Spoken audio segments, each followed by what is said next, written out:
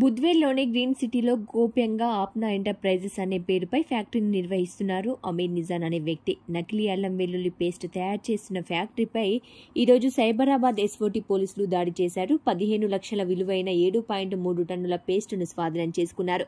అక్రమంగా synthetic colours, acids మరియు chemical water వాడుతున్నట్లు నిర్ధారించారు.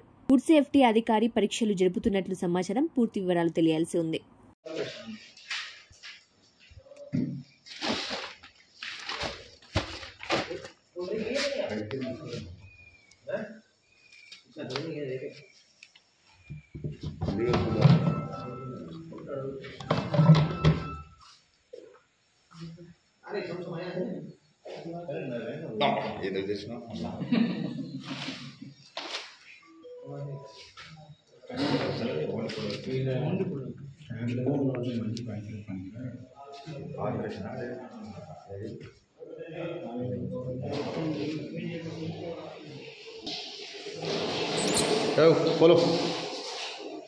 Colo.